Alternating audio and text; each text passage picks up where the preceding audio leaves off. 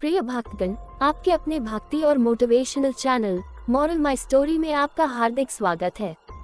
आज हम आपको एक कथा का श्रवण करा रहे हैं जो सुनने मात्र से आपके जीवन में सुख, संपत्ति और धन की वर्षा होगी। यदि आप ये कहानी सुन रहे हैं तो पूरा सुनिए। इस कथा को आधा अधूरा छोड़कर जाने की गलती मत करिएगा, क्योंकि इस पवित्र कथा को पूरा सुनने से मनचाहा फल की प्राप्ति होगी। इसलिए इस कथा को पूरा सुने, क्योंकि आप शिव भक्त हैं तो भोलेनाथ का अनादर न करें। तो चलिए कथा को प्रारंभ करते हैं। भगवान शिव माता पार्वती से कहते हैं कि अकेलापन कितना खतरनाक समय होता है। अकेले में ज्यादा भटकता है मन, गलत विचार आते हैं, लेकिन हमें अपनी भावनाओं पर काबू रखना चाहिए। देवी पार्वती और शिव जी से जुड़ी कथा है। देवी सती ने देह त्याग दी थी और सती के वियोग में शिव जी ध्यान में बैठे हुए थे। एक दिन शिव जी के पास हिमाचल राज और उनकी पुत्री पार्वती पहुंच गईं। हिमाचल राज के मन में था और पार्वती जी भी चाहती थी कि मेरा विवाह शिव जी के साथ हो जाए, लेकिन शिव जी तो तप कर रहे थे। आप यहाँ तप कर रहे हैं, यहाँ आपका ध्यान रखने वाला कोई नहीं है। मैं चाहता हूँ कि मेरी पुत्री पार्वती यहाँ रहकर आपकी सेवा करे। पर्वतराज हिमाचल राज ने शिव जी से कहा। शिव जी ने हिमालय राज को जवाब दिया, मुझे इस बात की जरूरत नहीं है। महिला की वजह से ध्यान, वैराग्य, तप बिगड़ जाता है। अगर एकांत में महिला रहेगी तो मेरा तप भंग हो सकता है। इसलिए आप मुझे क्षमा करें और अपनी पुत्री को यहाँ से ले जाए। हिमालय राज और शिव जी की बातें देवी पार्वती बहुत ध्यान से सुन रही थी। आप कह रहे हैं कि आप तप कर रहे हैं, तो जब आप तप ही कर रहे हैं तो आपको ये आभास कैसे होगा कि ये शरीर महिला का है और ये शरीर पुरुष का है? पार्वती जी ने शिव जी से पूछा। देवी पार्वती की ये बात सुनकर शिव जी हैरान हो गए, क्योंकि देवी ने बात बहुत बुद्धिमानी की कही थी। देवी, आपकी बात सही है, लेकिन मेरी बात भी सही ही है, शिव जी ने कहा। इसके बाद शिव जी ने हिमाचल राज से कहा कि आप चाहें तो समय समय पर कुछ देर के लिए देवी पार्वती यहाँ आ सकती हैं और यहाँ की व्यवस्था सुधार कर वापस लौट जाएं। अकेले रहने पर अक्सर मन में तरह तरह के विचार आते हैं और कभी कभी ये विचार नकारात्मक भी हो सकते हैं। इससे निपटने के लिए कुछ उपाय कर सकते हैं। इस कथा में शिव जी और पार्वती जी ने संदेश दिया है कि हमें अकेले में अपनी भावनाओं पर नियंत्रण रखना चाहिए। अकेलेपन में ही व्यक्ति की भावनाएं गलत दिशा में भटकती हैं, बुरे विचार जागते हैं। इसलिए एकांत में भावनाओं पर नियंत्रण रखें। जो लोग पूजा पाठ, तप और ध्यान करते हैं, उन्हें पूरी तरह एकाग्रता के साथ डूबकर ये काम करना चाहिए, तभी मन गलत दिशा में नहीं भटकेगा। अकेलापन एक सामान्य अनुभव है जिसे अधिकांश लोग अपने जीवन में किसी न किसी समय महसूस करते हैं। हालांकि कुछ लोगों के लिए यह अधिक गहरा हो सकता है और इसके कारण मन में नकारात्मक और गलत विचार आने लगते हैं। अकेलेपन और नकारात्मक विचारों से निपटना आसान नहीं होता, लेकिन इसे समझना और इससे निपटने के तरीकों के बारे में जानना बेहद जरूरी है। अकेलेपन का मनोविज्ञान। अकेलेपन का अर्थ केवल शारीरिक रूप से अकेला होना नहीं है, यह एक मानसिक और भावनात्मक अवस्था भी होती है। जब हम अकेले होते हैं तो हमारे पास सोचने का अधिक समय होता है और इस सोच की दिशा तय करना हमारे मानसिक स्वास्थ्य पर निर्भर करता है।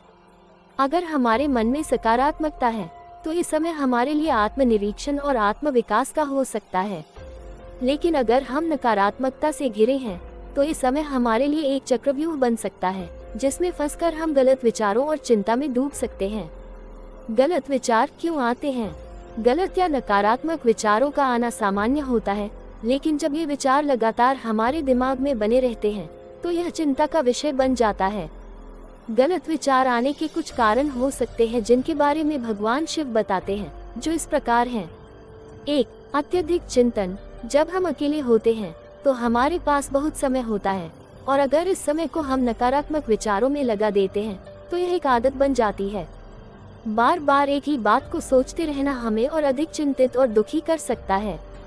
इसलिए प्रिय मित्रों, अधिक चिंता ना करें। 2. अतीत के अनुभव।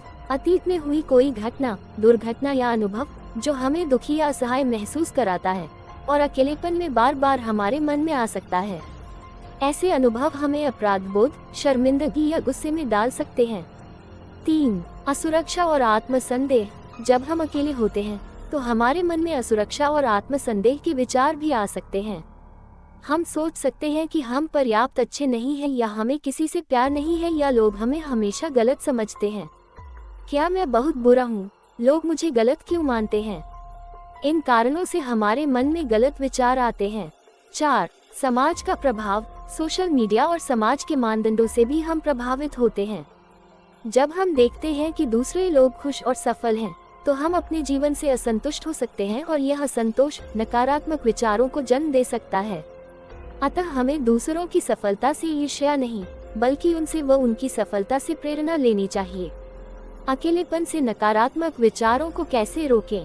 प्रिय मित्रों, यह जरूरी है कि हम अकेलेपन में भी अपने मन को सकारात्मक बनाए रखें और नकारात्मक विचारों को हम पर हावी न होने दें। इसके लिए कुछ उपाय भी बताए गए हैं, जो इस प्रकार हैं। 1. स्वीकार्यता।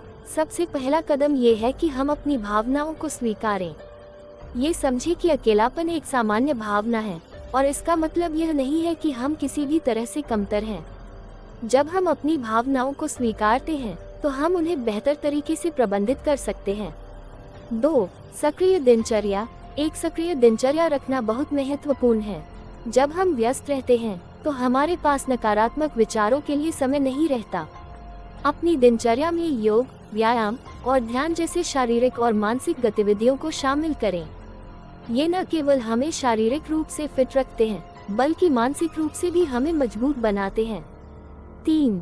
रचनात्मकता का विकास। रचनात्मक कार्यों में समय बिताना नकारात्मक विचारों से ध्यान हटाने का एक अच्छा तरीका है। चाहे वह पेंटिंग हो, संगीत, लेखन या बागवानी, किसी भी रचनात्मक गतिविधि में खुद को व्यस्त रखें। यह न केवल आपके समय को उपयोगी बनाता है, बल्कि आपके आत्मसम्मान को भी बढ़ाता है। 4.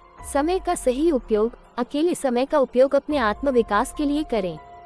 नई चीजें सीखें, जैसे कोई नई भाषा, कौशल या ऑनलाइन कोर्स। यह न केवल आपको व्यस्त रखेगा, बल्कि आपकी आत्म प्रतिष्ठा और आत्मविश्वास को भी बढ़ाएगा। 5. स्वयं सेवा और सामाजिक जुड़ाव। दूसरों की मदद करना और समाज के साथ जुड़ना हमारे मानसिक स्वास्थ्य के लिए बहुत फायदेमंद होता है। स्वयं सेवा के कार्य में जुड़कर हम न केवल समाज को कुछ दे पाते हैं, बल्कि हमें एक उद्देश्य और संतोष भी मिलता है। 6. ध्यान और प्राणायाम। ध्यान और प्राणायाम हमारे मन को शांत और स्थिर रखने में मदद करते हैं। यह एक बहुत ही प्रभावी तरीका है नकारात्मक विचारों को नियंत्रित करने का। नियमित रूप से ध्यान करें और अपने श्वास पर ध्यान केंद्रित करें। इससे आपका मन वर्तमान में रहेगा और अतीत या भविष्य की चिंताओं से मुक्त होगा। 7. मनोवैज्ञानिक सहायता। अगर आपको लगता है कि आपके नकारात्मक विचार बहुत अधिक हो रहे हैं और आप उनसे खुद को मुक्त नहीं कर पा रहे हैं, तो किसी मानसिक स्वास्थ्य विशेषज्ञ से सलाह लें। एक चिकित्सक या मनोवैज्ञानिक आपको नकारात्मक विचारों को समझने और उन्हें नियंत्रित करने के तरीकों में मदद कर सकते हैं। आत्मनिरीक्षण और आत्मस्वीकृति। अकेलेपन के समय आत्मनिरीक्षण और आत्मस्वीकृति बेहद महत्वपूर्ण होती है। अर्थात अपने बारे में सोचें और सकारात्मक सोचें कि मैं एक अच्छा इंसान हूँ। हमें ये समझना चाहिए कि हम कौन हैं, हमारी कमजोरियाँ और ताकतें क्या हैं, और हम अपने जीवन में क्या चाहते हैं। आत्मनिरीक्षण हमें खुद को बेहतर समझने और नकारात्मक विचारों से निपटने में मदद करता है। आत्मस्वीकृति का अर्थ है कि हम अपने आप को उसी रूप में स्वीकारें जैसे हम हैं, और अपने आप से प्यार करें। भविष्य की योजना बनाना। अकेलेपन का समय भविष्य की योजना बनाने के लिए भी बहुत अच्छा हो सकता है। ये हमें अपने लक्ष्यों पर ध्यान केंद्रित करने और अपने जीवन के लिए एक स्पष्ट दिशा तय करने का अवसर देता है। जब हमारे पास एक स्पष्ट उद्देश्य और दिशा होती है, तो हम नकारात्मक विचारों से दूर रह सकते हैं और अपने जीवन को सकारात्मकता से भर सकते हैं। सामाजिक समर्थन का महत्व। मानव स्वभावतः सामाजिक प्राणी है और हमें दूसरों के साथ जुड़ने की आवश्यकता होती है। जब हम अकेले होते हैं, तो यह और भी महत्वपूर्ण हो जाता है कि हम अपने दोस्तों, परिवार और समाज के साथ जुड़ें। सामाजिक समर्थन हमारे मानसिक स्वास्थ्य के लिए बहुत फायदेमंद होता है। ये हमें आश्वासन, प्यार और समझ प्रदान करता है, जो हमें अकेलेपन से निपटने में मदद करता है। प्रिय मित्रों, जो भी बातें हमने अकेलापन पर करी हैं, उनसे ये निष्कर्ष निकलता है कि अकेलापन और नकारात्मक विचारों का आना जीवन का एक हिस्सा है, लेकिन ये हम पर निर्भर करता है कि हम इनसे कैसे निपटते हैं। खुद को समझना, स्वीकारना और अपनी मानसिक और शारीरिक सेहत का ख्याल रखना बहुत जरूरी है। नकारात्मक विचारों को सकारात्मकता में बदलने के लिए हमें सक्रिय रहना चाहिए, रचनात्मकता का विकास करना चाहिए और जरूरत पड़ने पर मनोवैज्ञानिक सहायता लेनी चाहिए। याद रखें, हर मुश्किल घड़ी हमें कुछ नया सिखाने और मजबूत बनाने के लिए आती है। अपने आप पर विश्वास रखें और सकारात्मकता की दिशा में कदम बढ़ाएं। इस वीडियो को बोलते समय कोई त्रुटि हो तो मैं क्षमा चाहती हूँ। मैं आशा करती हूँ कि आप सभी को यह वीडियो अच्छी लगी होगी। अगर आप शिव के सच्चे भक्त हैं तो प्यारे मित्रों, आपके अपने चैनल मॉरल माई स्टोरी को सब्सक्राइब और वीडियो को लाइक करके कमेंट में हर हर महादेव लिख दीजिए। हर हर महादेव।